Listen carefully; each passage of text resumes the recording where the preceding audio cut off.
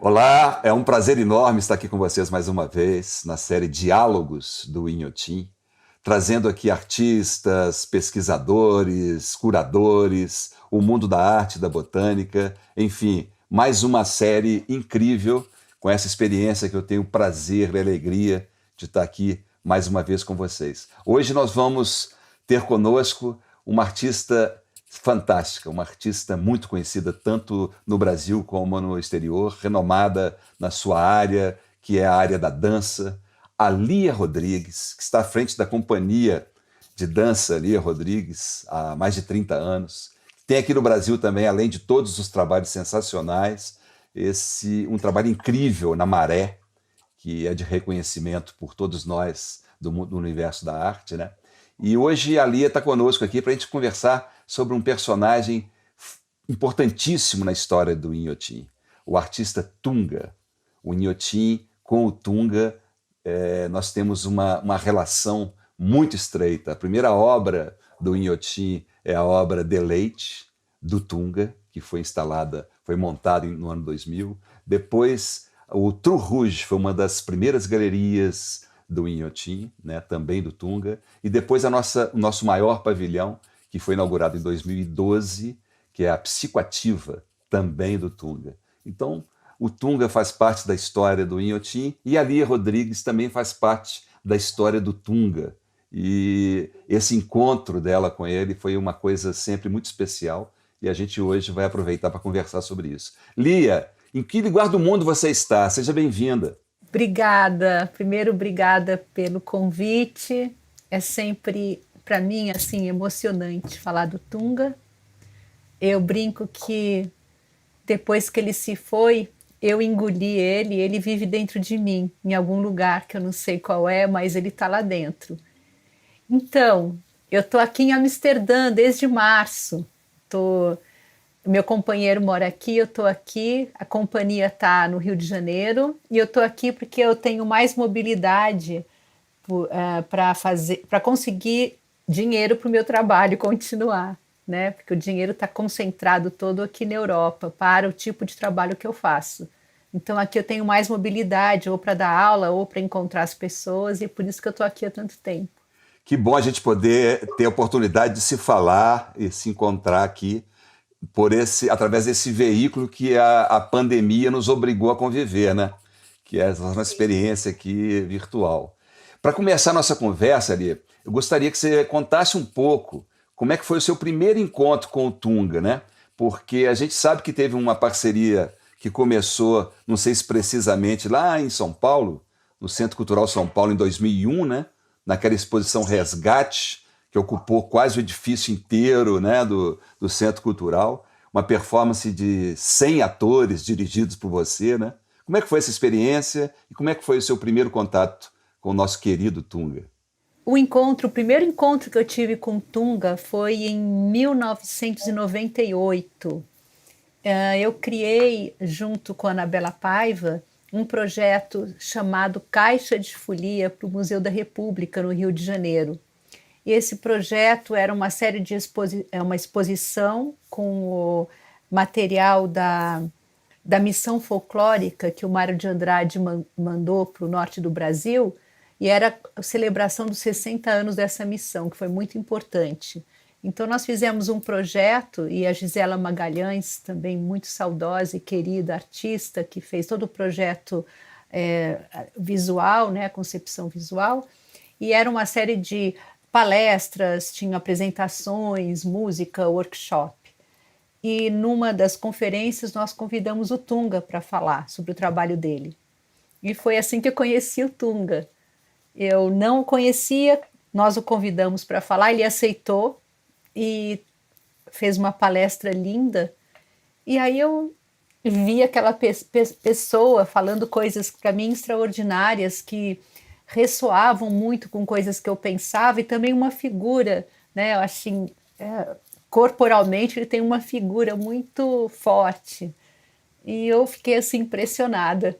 Mas não passou disso, assim, só me apresentei, etc, né? porque assim, normalmente, pelo menos na minha experiência, esses mundos são um pouco afastados, né? Infelizmente, naquela época, dança contemporânea, artes visuais, a gente não tinha muito contato. E então, aí depois disso, em 2000, foi assim, em 2000 eu criei um trabalho que estava em cartaz numa casa que a gente tinha ocupado, eu e Lígia Veiga, no centro da cidade, perto ali perto do Gabinete Real de Leitura. A gente ocupou um casarão e a gente fazia os espetáculos lá à noite, meio assim improvisado. Perto do Teatro João Caetano. Sim, ali perto daquela praça que tem Largo de São Francisco. Hoje em dia é um casarão que é um lugar para as artes, mas naquela época estava abandonado fazia muito tempo e a família nos deixou ocupar, limpar um pouco. Nós ocupamos e ficamos lá acho que um ano e meio. E foi nesse lugar meio assim estranho que a Lilian Zaremba, que é uma amiga e uma artista, levou o Tunga para ver o meu trabalho. Então aí, nesse ano, é que ele pôde ver o que eu fazia, né? E a gente viu que tinha ali uma comunhão. Então a Lilian foi quem levou o Tunga para mim, na verdade. Legal. Me apresentou o Tunga. E foi assim que a gente se conheceu.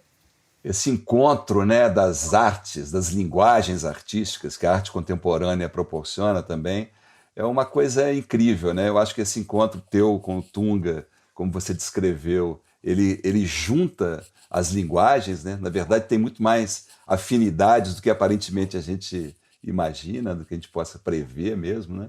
E dentro disso mesmo, Lia, a gente tem um convidado aqui hoje para trazer uma pergunta para você, que também estende essa experiência da linguagem com a música, né?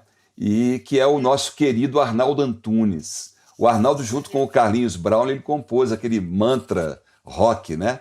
Teresa, aquela obra que integrou lá aquela exposição no CCBB de São Paulo em 2001 e também faz parte do nosso pavilhão da Psicoativa no Inhotim, né? Então, vou trazer aqui o Arnaldo, aproveitando essa fusão de linguagens que a arte contemporânea nos possibilita, para ele fazer uma pergunta. Oi, Lia, aqui é Arnaldo Antunes. A gente sabe que as performances do Tunga, assim como algumas de suas obras e instalações, tinham exigências e instruções muito precisas, ao mesmo tempo em que se abriam também para o imprevisto, para o que acontecesse na hora. Como você vê na obra dele essa tensão entre ordem e caos, entre rigor e liberdade? Olha, eu acho que, por exemplo, na minha experiência com o Tunga, quando ele me convidou para fazer parte dessa experiência na abertura do CCBB em São Paulo, eu nunca tinha trabalhado com ele, não tinha ideia de como ele funcionava criando, né? Eu também sou uma criadora, tenho lá o meu jeito de fazer o meu trabalho. Fiquei meio assim apreensiva, como é que esses jeitos vão se encontrar e que vão se harmonizar de alguma forma. E eu fiquei extremamente assim, surpresa e admirada o jeito que o Tunga, por exemplo, resolvia os problemas, né? Tinha uma liberdade muito grande, mas ele sabia exatamente o que ele queria dentro daquela liberdade, um lugar imenso, né, com muitas questões a serem resolvidas, muitas coisas ao mesmo tempo. E quando foi o encontro com esses 100 extras que foram contratados, né, que ele me chamou, porque foi assim, tinha 100 extras e tinha a minha companhia, artistas que eu trouxe, que eles faziam uma espécie, eles puxavam alguns temas que o Tunga tinha me dado, né, então eles ficavam espalhados nos andares e entre as pessoas e a gente criou uns temas, né, então eu tinha que correr às vezes sem parar nos 3 andares para passar assim, agora é isso, agora é aquilo. Mas o que me deixou extremamente assim, eu fiquei alucinada, foi o jeito que ele lidou com esses 100 extras. Ele sabia exatamente, ele deu muito claro o que ele queria que acontecesse. Mas de um jeito não só claro, mas de um jeito muito aberto, muito legal. Todo mundo ficava assim, claro, a gente vai fazer isso. Então isso, o jeito que ele se relacionava com as pessoas também me pegou no coração, porque eu acho isso importante, né? E ele deu lá o que tinha que acontecer. Depois nós nos reunimos e me deu inteira liberdade. Eu podia escolher fazer com que as pessoas fizessem isso ou aquilo. Então, eu coloquei a maioria das bailarinas no primeiro andar, né? E depois reparti os outros nos outros andares para eles serem uma espécie de eco das coisas que a gente ia falando, né? E o Tunga estava lá no meio o tempo inteiro também. Eu podia perguntar para ele coisas, né? Dentro daquele caos enorme, né? Isso que eu achei muito legal na pergunta do Arnaldo Antunes, que tinha realmente ordem e caos, conviviam super bem. Rigor e liberdade também, né? Aliás, rigor é uma palavra que, pelo menos nas nossas conversas, o Tunga usava bastante, que ressoa também no jeito com que eu trabalho, né? Mas, enfim, foi aquela coisa, né? Eu nunca subi tanta escada e desci na minha vida, porque a gente tinha que agir com o que estava acontecendo no momento. Então, teve uma hora que que alguns desses extras começaram a fabricar um boneco qualquer, assim, enorme. E aí começaram a levantar o boneco. Então, eu tinha que subir para cima e para agora bate o prato, agora faz isso, agora acompanha aquilo. E aí teve essa hora maravilhosa que o Tunga estava passando no meio, né, do térreo, onde estavam as bailarinas com aqueles bastões pintando os sinos com batom vermelho, e ele parou ali no meio com a sopa, que ele estava tomando uma sopa, e eu soprei assim para uma menina que soprou para outra e soprou para outra, pinta o Tunga, né? Então elas pinta o Tunga, e começaram a pintar o Tunga, e o Tunga ficou parado que nem uma estátua, e elas pintaram o Tunga inteiro com o terno dele, que eu acho que era um terno caríssimo, sei lá, terno, cabeça, cabelo, ele foi inteiro pintado, ele ficou dentro da obra dele. Foi uma coisa tão assim extraordinária, assim, para mim que estava de fora, né, ajudando a ordenar as coisas. Foi um momento lindo esse, inesquecível. Que legal. E essas imagens ficaram mesmo marcadas, né? Quando em quando que a gente procura alguma coisa para pesquisar sobre a obra do Tunga, a gente encontra essas imagens lá. É uma coisa muito incrível, uma força, né? Mas depois ele ficou com aquele terno, assim, sabe? Depois acho que o terno virou uma obra em si, não sei. Ele mesmo era obra, né? Isso é incrível. Sim. Mesmo. Lia, você veio para o Inhotim a primeira vez, foi em 2003, né? Para a performance do Tru Rouge. Ainda não era nem aberto ao público, né? Depois, em 2016, você voltou, eu já estava aqui, e para realizar essa performance, quando a gente comemorou os 10 anos do Inhotim, que coincidiu exatamente com o ano da morte do Tunga, né? E aí foi um momento muito especial. Mas, na verdade, nós tivemos, na sua presença no Inhotim, 2 momentos bem distintos. Porque a primeira vez que você veio, lá na primeira performance, o Inhotim não era nem aberto ao público ainda, como é hoje, como já passamos aí de 3,5 milhões de visitantes, né? E então, portanto, são 2 momentos bem distintos na nossa história. Eu diria que os caráteres da experimentação são distintos mesmo, né? Eu queria que você contasse um pouco para a gente como é que foi esses 2 momentos, como é que você enxergou esses 2 momentos, a princípio a mesma performance, mas a gente sabe que elas nunca são iguais, né? E usando um vocabulário do Tunga, né? Que ele chamava de instauração, né? Que mescla a instalação, que é estática, que é espacial, e a performance, que é dinâmica e que é temporal, né? Então, essa experiência desse casamento. Como é que foi para você esses 2 momentos no Inhotim? Com o Tunga era assim, Lia, vamos fazer um negócio? Eu falava, vamos, né? Então, vamos fazer um negócio. Foi assim porque, engraçado, quando estava me preparando para falar aqui com você, eu fui ver, na verdade, a gente fez 3 trabalhos, é muito pouco, mas a infinidade de encontros e conversas que a gente teve, elas são muito maiores que esses 3 lugares onde a gente conseguiu estar juntos, né, trabalhando. A gente fez também Laminadas Almas, né, no Espaço Tom Jobim, em 2005. Mas, então, Lia, vamos para esse lugar. Eu nem sabia que lugar era esse. Falei, Tunga, vamos. vamos lá para essa aventura. E a gente chegou nesse lugar que era estranho, eu não sabia muito bem o que seria. Levei os bailarinos também, acho que nós éramos 9 ou 7, enfim. E falou, vamos fazer experiências com essa obra. Que estava até, tinha o Murilo Salles estava filmando, se não me engano, né? Fazendo um filme. E então eu não conhecia a obra, né? Conhecia ali no momento, e o Tunga foi me falando, olha, mais ou menos isso, a gente tem essas gelatinas, que você faz aí o que você quiser. Ele falava sempre para mim, que você vai? Aí eu falava, tá bom, vou deixar rolar.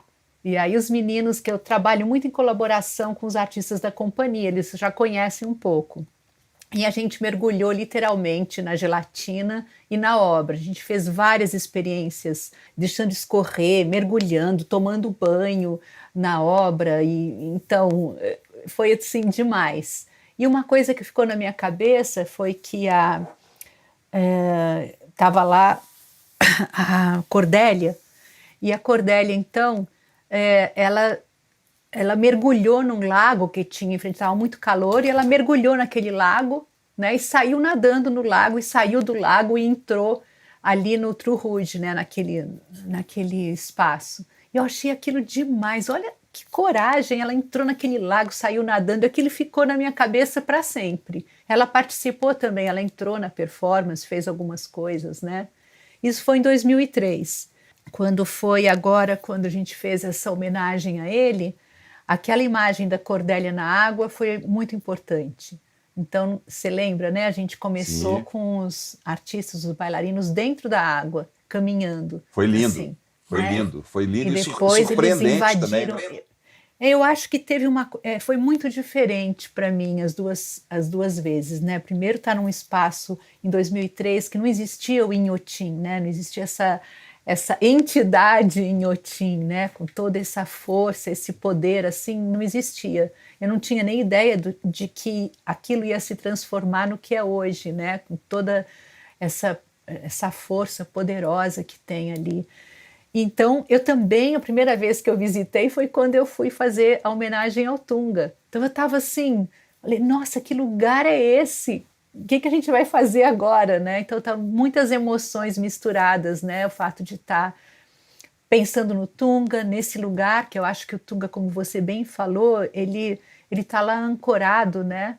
Ancorado e livre, vamos dizer assim, mas ele está na base da criação do Inhotim, acredito eu. Totalmente. E foi bem diferente, né? Porque eu tive que fazer toda uma introdução antes da gente poder repetir, entre aspas, como você falou também, a gente nunca repete, é sempre novo, né?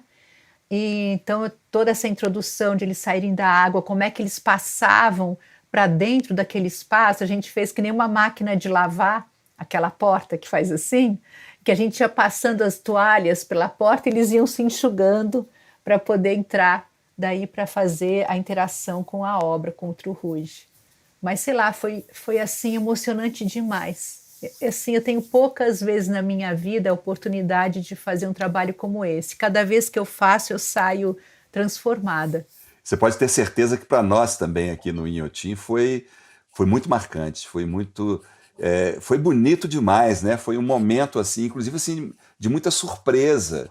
Eu, por exemplo, que tinha 3 anos só no Inhotim, né? Naquela época, dessa segunda vez, né? Que nos 10 anos do Inhotim, e eu nem imaginava que poderia sair uma pessoa de dentro daquele lago. Eu nunca imaginei ninguém naquele lago. E aquilo foi impressionante, porque eram meio seres que apareciam ali, brotavam ali daquele lago, da natureza, né? E interagindo dentro da obra. Foi um momento muito bonito, né? Foi muito marcante isso. E mostra muito essa ligação. Eu tenho certeza né? que o Tunga estava soprando no meu ouvido o que fazer, tenho certeza. Ele ia amar. Muitas coisas que eu faço hoje, eu penso nele, falo assim, nossa, o Tunga ia amar isso. A gente ia rir muito, que a gente ria muito, sabe? Com certeza. Juntos. Com aquele momento ali dos 10 anos do Inhotim, né? Foi também essa história. Nós estávamos também muito impactados ali, né? O Tunga já não estava mais conosco, né? E aquele momento era um momento muito bonito de ter a certeza de que ele estava presente ali, não só através da obra, como ele estava no meio daquela performance de vocês, né? Com certeza. Mas, Lia, nós estamos trazendo aqui também uma pergunta de uma curadora muito especial, que era muito amiga também do Tunga, que tinha uma relação muito viva com a obra do Tunga e com ele mesmo, né? Ela organizou a exposição Tunga, O Rigor da Distração, que teve agora no MAR, no Museu de Arte do Rio, agora não, há pouco tempo atrás, né? Que é a Luísa Duarte. Então a Luísa Duarte também está aqui conosco hoje para fazer uma pergunta para você.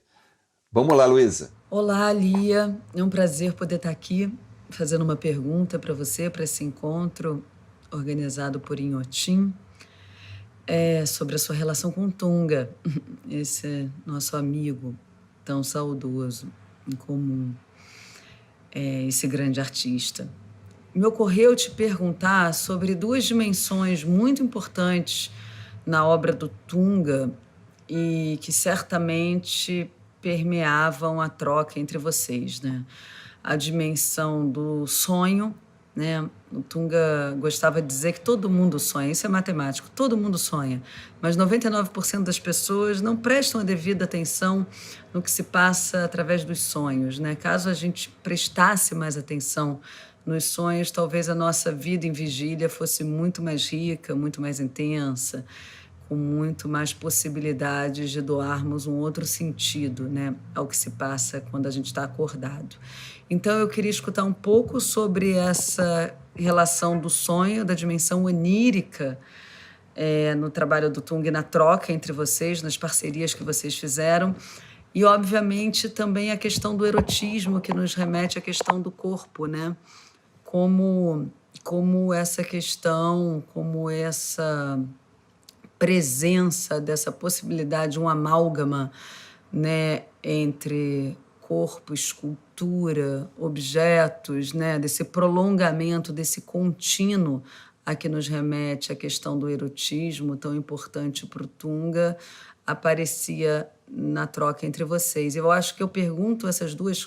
Gostaria de te ouvir falando sobre essas duas questões, né? Obviamente a segunda até mais óbvia, porque, né, obviamente isso está muito presente a partir do momento que a questão da performance é o elo de ligação entre vocês dois, mas porque eu acho que na época que a gente está vivendo hoje, né, eu estou te fazendo essa pergunta em 2020, a gente está vivendo uma pandemia. A pandemia, ela ao mesmo tempo nos lembrou que a gente tem um corpo, mas é um corpo perpassado pelo medo da morte, pelo medo do contágio do outro. E ela intensificou, ao mesmo tempo, uma vida virtual, né? Eu estou gravando aqui no celular essa pergunta e a gente está cada vez mais, para quem pode, pelo menos, né? Trabalhar e fazer as coisas remotamente através das telas, né?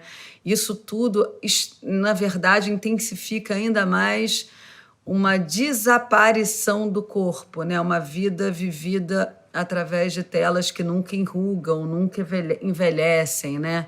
Como que dando as costas ao passar do tempo. Então, eu acho que é uma questão muito importante da gente retomar a questão do corpo, a questão da presença do corpo. Esse é um ponto 1. E a questão do sonho também, porque eu acho que a gente também vive uma obturação da imaginação, uma obturação da capacidade de imaginar outros mundos possíveis, né?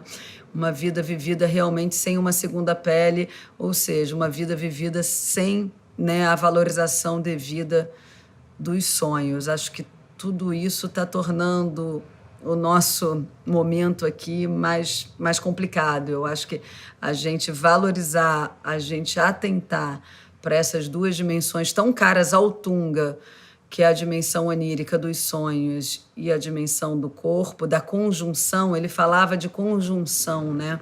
Que é uma palavra muito bonita, energia de conjunção, que tem a ver, segundo ele, com essa energia dos corpos. Ele falava também de uma energia do amor. Então, acho que te escutar um pouco sobre essas questões, sobre como essas questões atravessavam a troca de vocês, também vai nos levar a entender melhor a conversa que você e Tunga estabeleciam para os trabalhos que vocês realizaram juntos, mas também, quem sabe, comentar um pouco sobre uma circunstância de mundo atual. Primeiro, muito bom ouvir a pergunta da querida Luísa, né? E que eu achei difícil, assim, fiquei pensando como é que será que eu vou conseguir responder, mas enfim. Uma primeira coisa que eu queria falar é que as minhas conversas com Tunga, como eu falei, elas se davam ao longo dos anos da nossa amizade. Então, elas não eram exatamente sobre aquele trabalho, mas elas iam acontecendo durante vários dos nossos encontros. E uma coisa também muito interessante, muitas vezes eu ficava lá com ele em silêncio. Então, acho que a gente se comunicava com o nosso silêncio. Eu ficava sentada lá no pensatório, na casa dele, ou em algum outro lugar, ficava observando e ficava em silêncio. Isso é uma coisa interessante das nossas conversas, né? E o Tunga era uma pessoa muito generosa também, assim, no sentido de partilhar os seus processos criativos, as coisas que ele gostava, deixar você à vontade. Muitas vezes eu ia lá apenas para ficar à vontade com ele. Talvez essa coisa de ficar em silêncio e ficar assim, meio deitado na rede, etc., tem a ver com essa dimensão do sonho que a Luísa fala, que eu acho que era através desses silêncios e dessas conversas em outro lugar que a gente se encontrava também, ouvindo uma música juntos, né? Uma vez eu fui na casa dele fazer uma entrevista para um projeto que eu estava fazendo em Viena, em 2006, que era sobre educação e arte. E eu fiquei lá um dia, ele me falando sobre esse tema e sobre várias outras coisas. Então são conversas paralelas, mas que tem tudo a ver quando a gente concretizava na ação de uma performance. Então acho que essa coisa da dimensão do sonho, eu acho que é mais por esse lado que a gente se comunicava de várias formas diferentes. O Tunga também ia lá na Maré, no Centro de Artes da Maré, ia ver meus ensaios, às vezes eu levava vídeo do que eu estava fazendo e ele falava algumas coisas, e a gente ficava assim, boiando e sonhando juntos, né? Era assim que eu acho que a gente se encontrava, às vezes através de uma poesia, de um texto, de uma música, através, às vezes, de algo das nossas vidas pessoais que a gente falava, né? Às vezes eu levava meus filhos lá, minhas filhas, elas ficavam vendo o trabalho dele, enfim, tem muitas dimensões assim da nossa amizade. E a questão do corpo, né, que é central, claro, no meu trabalho como coreógrafa, né, da nudez desse corpo também, que em muitos dos meus trabalhos eu uso o corpo nu como uma escultura ou como, enfim, um lugar em que você possa projetar as suas impressões sobre o trabalho que você está vendo, né? Eu uso bastante o corpo dessa forma. Talvez a gente se encontrasse aí, eu não vou dizer erotismo, né? Porque às vezes quando eu olho o trabalho do Tunga, essa questão do erotismo, ela flutua para mim, ela não é totalmente lá erótica, ela passa pelo erotismo, daí sai do erotismo e entra outra vez. Eu acho que isso no meu trabalho também acontece, né? Às vezes o corpo no meu trabalho é deserotizado completamente. Outras vezes você sente que está passando essa energia. Então, eu acho que a gente se encontrava porque com os nossos trabalhos dialogavam também, né? Nós dialogávamos, mas os nossos trabalhos também. A partir da experiência em Inhotim, por exemplo, depois de 2003, do filme, eu fiz um trabalho todo em cima do vermelho, do ketchup, né? O encarnado. E que a gente veio um pouco daquela ideia de usar o vermelho e etc. Então, assim, os trabalhos, eles de alguma forma, tinham um diálogo, né?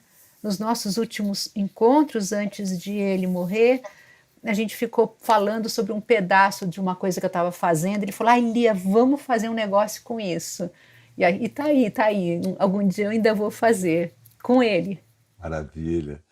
Lia, querida, olha, a gente torce muito por tudo que você está fazendo, não só por você, mas pelo país aí fora do Brasil. Dá orgulho quando a gente sai do Brasil e encontra os artistas brasileiros reconhecidos, como é o seu caso, e como muitos dos artistas que a gente tem até no nosso acervo do Inhotim, né?